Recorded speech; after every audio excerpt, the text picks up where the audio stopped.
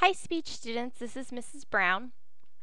To get Skype onto your computer so that way you can interact with your speech therapist, Carrie Gravatt, the first thing that you need to do is go into your internet, come up to the address bar and type skype.com. That's SKYPE.com and click enter. Once you click enter, it's going to come up to this page that you're seeing in front of you. From this point, you need to come up here to the tab Get Skype, click on it. And down here where it says on your computer you want to get Skype for Windows, you're going to click right there. And it's going to download the newest version, which is right here that you'll want to go to the Download Now button. As you can see right here, click it.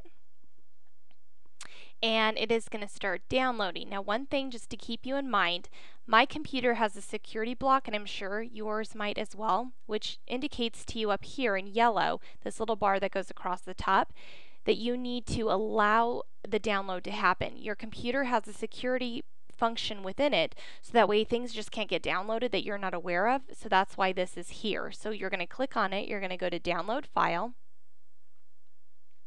From there, you're going to get a question, do you want to run or save this file? You're going to want to say run. And it's going to start downloading that for you. The next one says, do you want to run the software? You want to say run. Now, one thing that will happen is that your screen will actually come up and say that you need to give permission to this. So you want to go ahead and click continue, and it will from there. Now it'll say, hello, thank you for downloading Skype. Make sure you have English.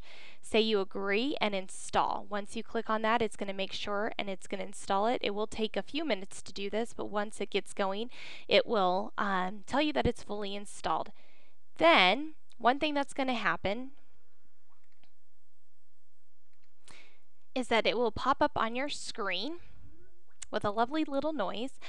Typically, it won't come directly into this because you actually have to set up a username. So I'm going to kind of show you what that will look like. It will pop up for you. Hopefully, let's see if it'll do it. There we go. And you need to enter in a username. Now, what I would recommend for students to do is to type the student's first name, period, then their last name initial. See if it's available. If it's not available, then you'll just have to keep playing with it till you come up with a name. You might also need to add numbers if that would help. Basically just so that we have a username for you in the system, and then that way is the way that we're going to be able to find you.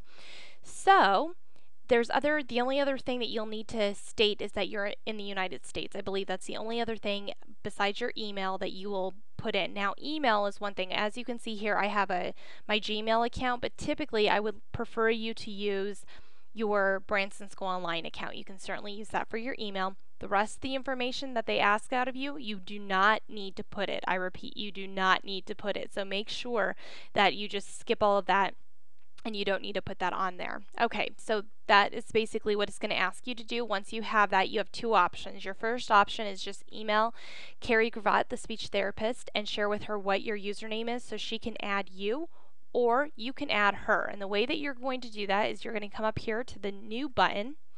Once your Skype comes up on your screen, you're going to say new contact. And here's where you would type in her name, which is just Carrie Gravatt. And you're going to say search. Now, as you see here, there's two actually Carrie Gravatts that are listed in here. One is Kansas City, which obviously is not her since she lives in Colorado. The second one that says Carrie.Gravatt1 is actually her. So if you want to add her, all that you would do is click on it and say add. It will ask you if you want to send her a little message, and you could just say, yes, this is so-and-so. I just wanted to add you to my Skype account. That's basically all that you need to put, and then she will see it and you will have her added up on your screen. So once it is added, as you can see here over to the side, these little bubbles on the side are all of your contacts. As you can see on mine, I don't even have that many people. In fact, this is just a sound system test, so I only actually have two. I have Carrie Gravatt in mine as well as my friend. So as you can see, it's green, and that means that they're online. So if you click on them, you will be able to go and video call her, or she might video call you. You never want to just call because that's like talking on the phone. You want a video call so that way you guys can see each other face to face. A large image will appear of her on your screen, and below that is going to be a smaller box with your picture in it, so you can see yourself and you can see her at the same time, and so that way you guys can kind of communicate face to face. in a digital way. So, and then just to end the call, there's a little red button that just says end call, and you're done with your phone conversation. So, and as you can see here, this was a little message that I shared with her as of today. So, anywho, that's what you're going to do. If you have any questions or if you need any help with your Skype, I'm more than willing to do so. If you want to get on to do a go-to meeting to have me walk you through this, I'd be happy to do that as well. Just give me a call and let me know, and I hope you enjoy using Skype. Thanks.